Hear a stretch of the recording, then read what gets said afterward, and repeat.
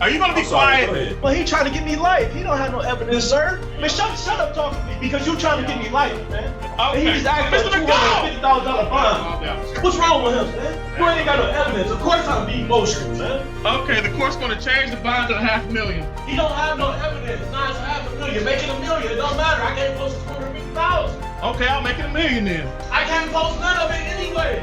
Okay, Your Honor, so the final amount for the bond? $1 million. Honestly, it's hard to believe someone could rack up this much trouble before even going to trial. And just wait until you see the judge's reaction at the end. It's something else. Do you think this guy should be out on the streets, or is prison the only safe option? Let's dive in, up with an officer like it's a street fight instead of a courtroom. The way he carries himself is unbelievable. No respect for the court, no respect for anyone around him. Honestly, it's hard to believe someone could rack up this much trouble before even going to trial. And just wait until you see the judge's reaction at the end. It's something else. Do you think this guy should be out on the streets, or is prison the only safe option? Let's dive in. All right, where is Mr. McDowell? He's right here, Your Honor. Okay. All right. Officer, are you going to be conducting probable cause hearing? Going to swear to it? Yes, Your Honor. Okay.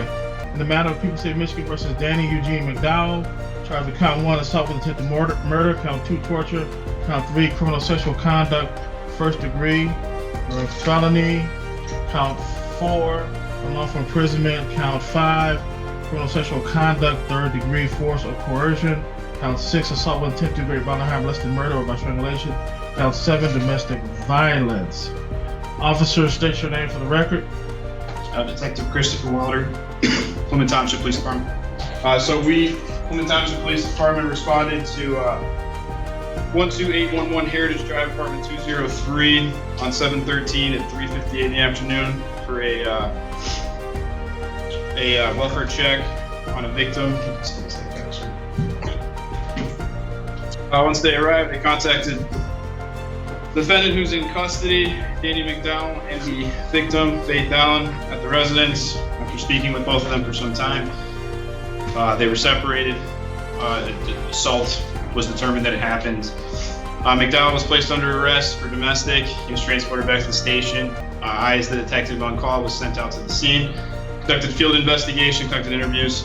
Was found to believe that on Tuesday, a couple days prior, so it would have been 7/11, assault occurred, including 3 different times where the suspect placed the victim underwater, held her underwater, and at one point on the third assault actually drowned her to the point that she lost consciousness. When she woke back up, she went to the bedroom.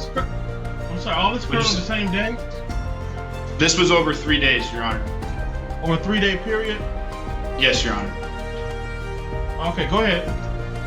So on 7/11, that's when the actual 3 drownings occurred. Third one, she passed out, was no longer conscious. When she woke up, she went back to the bedroom. The defendant forced her to perform oral sex on her at that time, or on him at that time. The assault stopped at that point. After he fell asleep the next morning, he slapped her a couple times, which would have been on the 12th. Nothing else occurred on the 12th. We approached to the 13th. The 2 of them had consensual sex at that point on the 13th, after which he threatened to have her fill up the bathtub a second time, to which she was able to reach out to a colleague to call 911, and that's how the police department got involved in that. Okay, what was the torture involved? Was that the strangulation or whatever? I believe, Your Honor, that's what the prosecutor's office determined to be torture. Okay.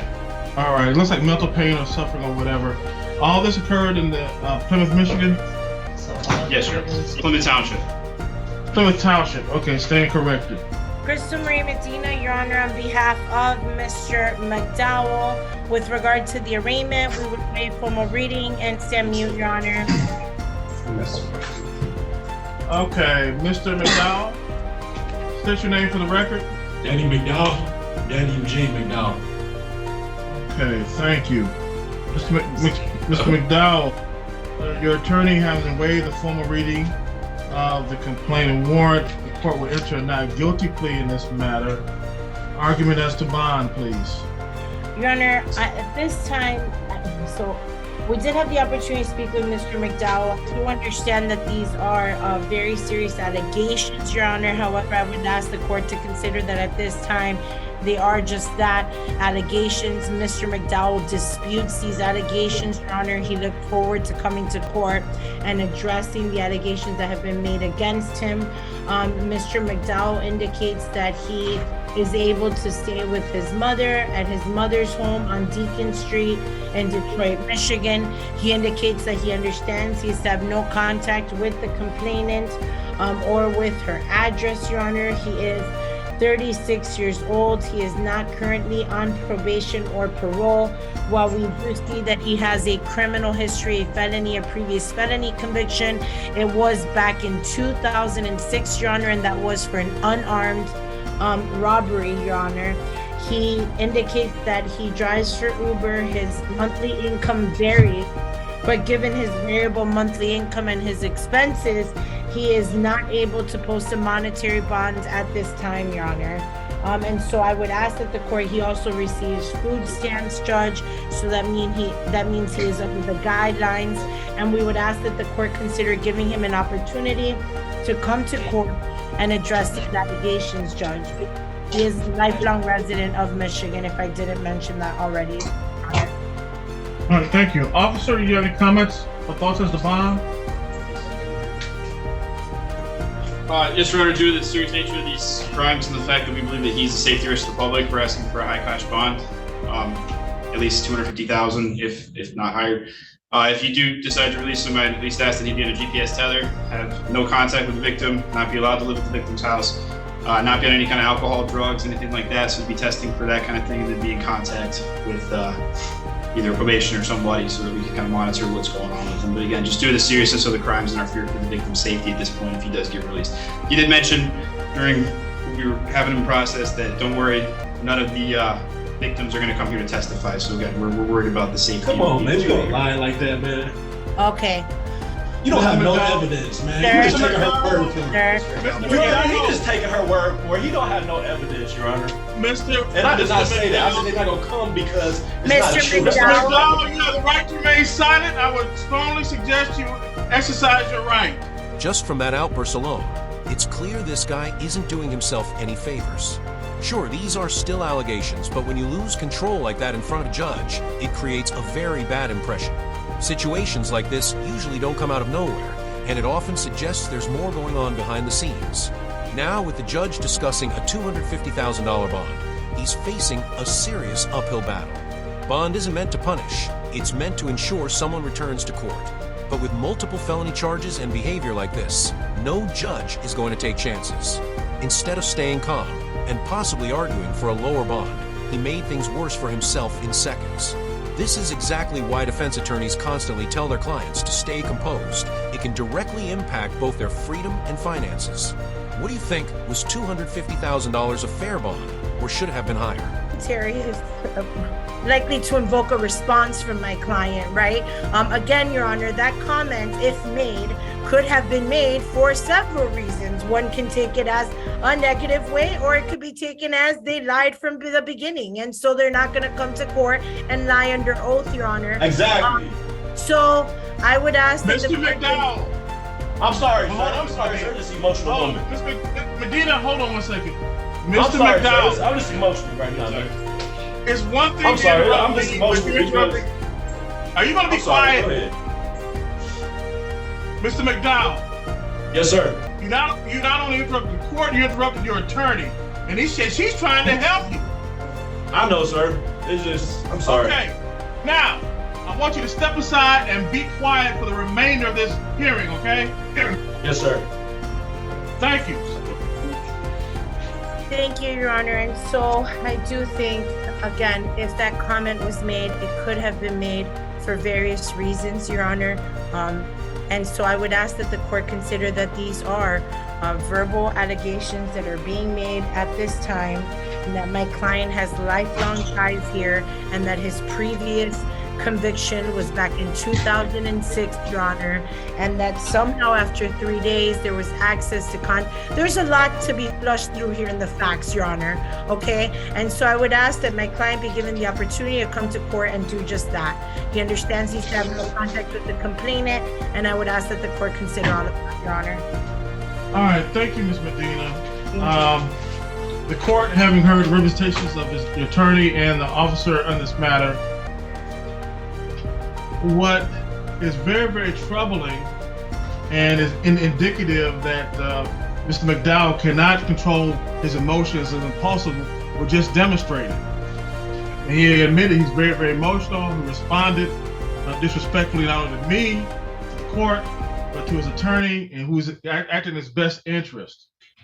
And so, given his demonstrated impulsiveness, the court's going to adopt the recommendation of the officer: $250,000 cash surety bond, no 10%. If he's able to post that bond, no contact with Faith Allen and no contact with the Heritage Drive apartment located in Plymouth, Michigan. Your probable cause conference date is July 27th, 9 a.m. at 35th District Court. The preliminary examination date is August 3rd, 9 a.m. Just to be clear, and just to clarify the court's ruling, the court deems Mr. McDowell a safety to the community, a safety to the pregnant witness in this matter, and given his extended emotional outburst before the court just now, the court if is... he trying to give me life, why wouldn't I be? But he trying to give me life. He don't have no evidence, sir. Why wouldn't I be? He trying to give me life. Man, shut up talking to me, because you trying to give me life, man. And you know it's not true. And you know it's not true. Why wouldn't I be emotional? He trying to give me life. He ain't got no evidence on none of this.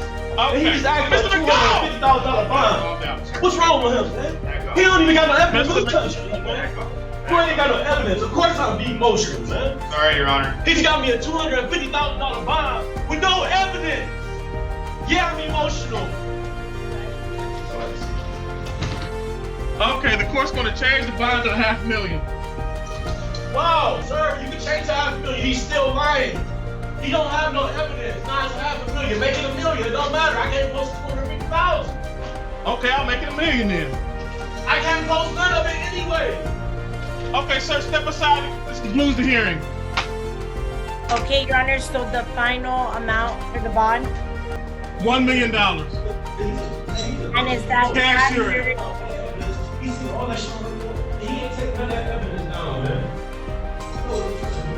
Your Honor, Okay, he was put back in a cell. I'm sorry about that, Your Honor. Okay, no problem. That concludes the hearing. Thank you, Your Honor. officer. Thank you, Okay. Your Honor.